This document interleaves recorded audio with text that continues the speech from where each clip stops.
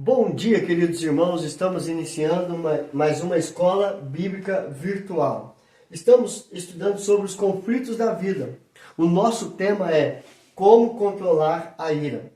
Nós vamos estudar hoje o nosso primeiro tópico. Ontem nós fizemos a introdução e hoje nós vamos para o primeiro tópico. O primeiro tópico diz: a ira tolerada. Efésios capítulo 4, versículo 26 e versículo 27.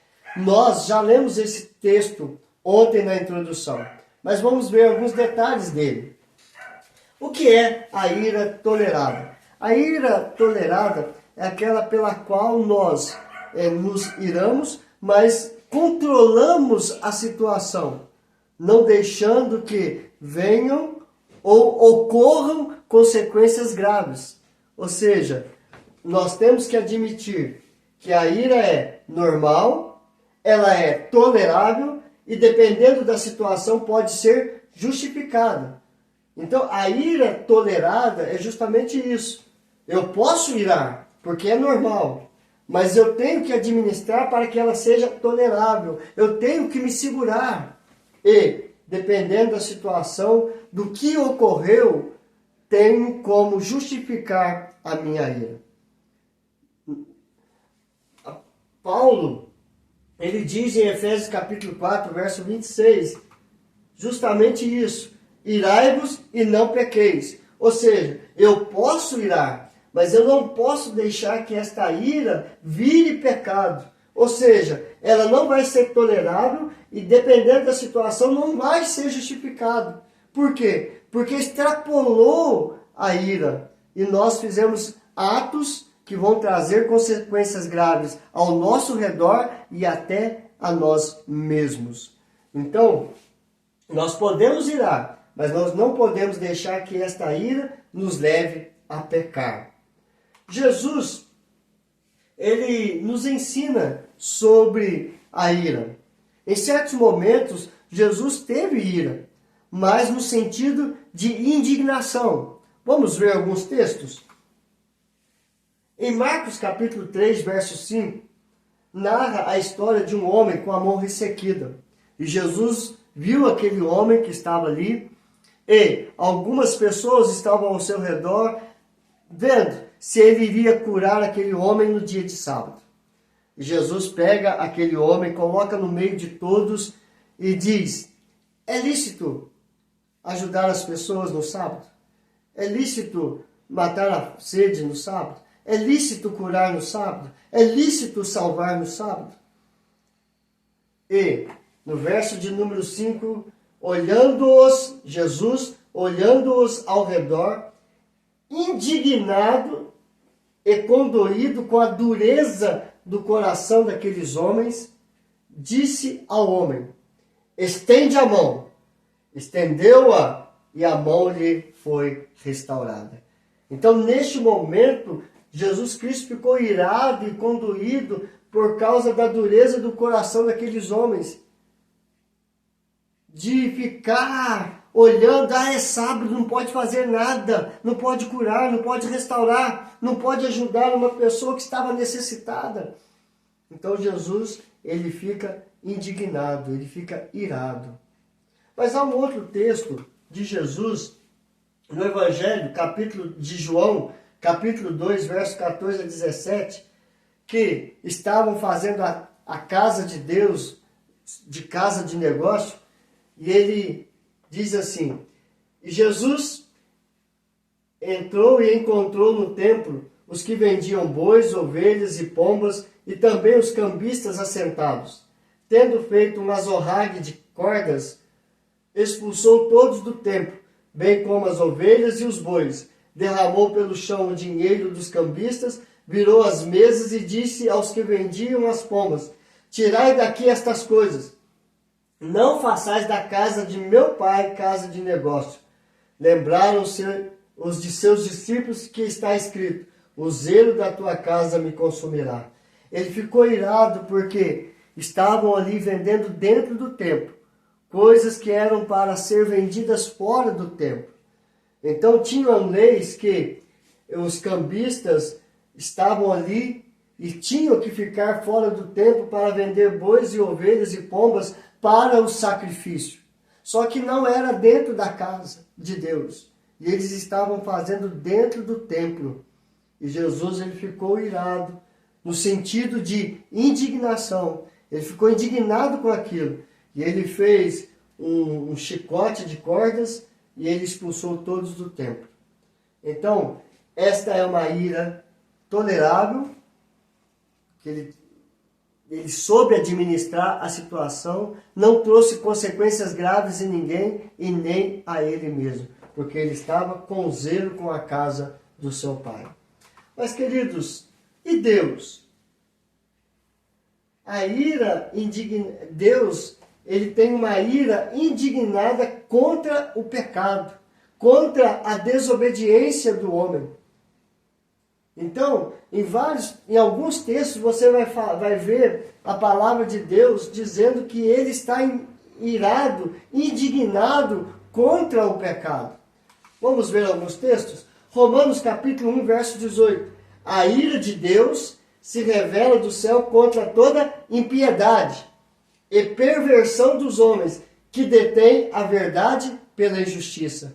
Deus fica irado quando o homem pega a verdade, transforma ela em mentira para promover injustiça. E falando que está cometendo justiça. Então, a ira de Deus se revela do céu contra toda impiedade, contra todos os homens ímpios e perversos que detêm a verdade pela injustiça. Romanos capítulo 1, verso 18. Efésios 5, 6. Ninguém vos engane com palavras vãs, porque por essas coisas vem a ira de Deus sobre os filhos da desobediência. Deus se ira indignamente contra os filhos da desobediência. É uma ira indignada. Ele tem indignação contra todos aqueles que desobedecem a sua palavra. Colossenses 3, 5 e 6. Fazei, pois, morrer a vossa natureza terrena, prostituição, impureza, paixão lasciva, desejo maligno e a avareza, que é a idolatria. Por estas coisas é que vem a ira de Deus sobre os filhos da desobediência. Ou seja, todos que praticam a prostituição, impureza, paixão lascívia, desejo maligno, avareza, todos estão debaixo da ira de Deus por causa da desobediência à palavra de Deus. Então, a ira é tolerada, porque é uma ira indignada. Deus, ele controla e ele trabalha para que o homem venha a se arrepender dos seus pecados e tenha o perdão por causa do grande amor de Deus por nós. Em Cristo Jesus, ele se sacrificou para tirar a ira de Deus de sobre nós. A partir do momento que nós obedecemos a palavra do Senhor. Aí, qual é a diferença da ira de Deus e dos homens? A ira de Deus é justificável. Por quê?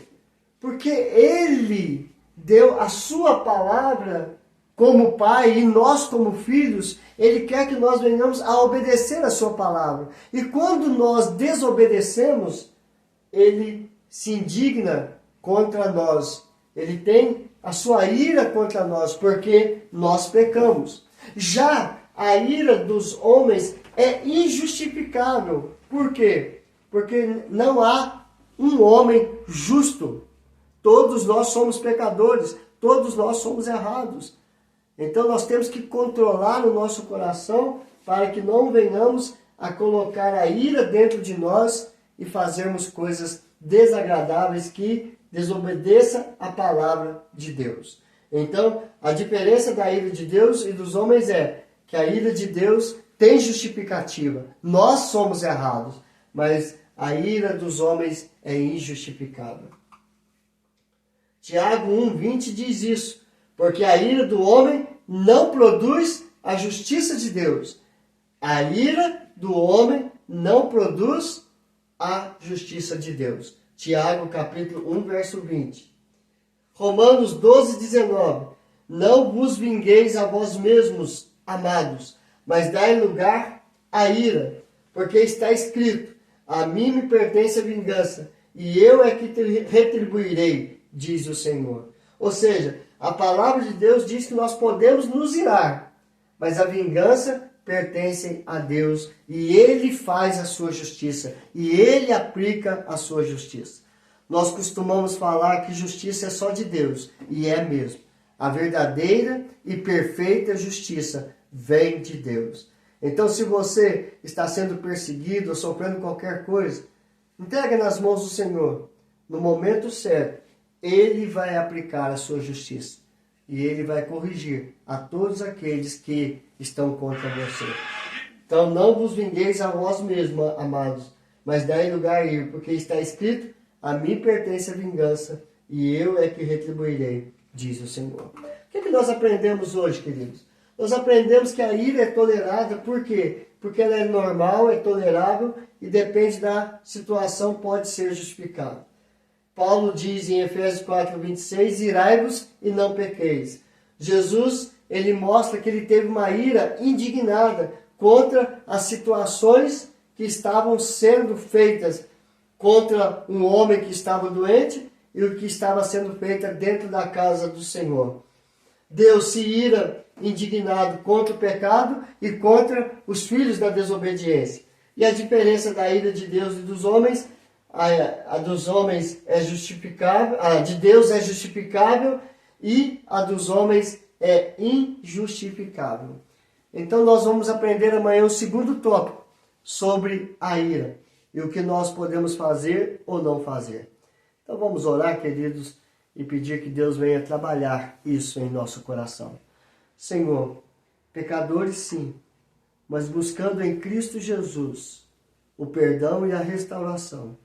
Livra-nos, ó Pai, de toda a ira, para que não possamos cair em pecado, mas vivermos debaixo da Tua graça, porque a Tua graça é melhor do que a vida.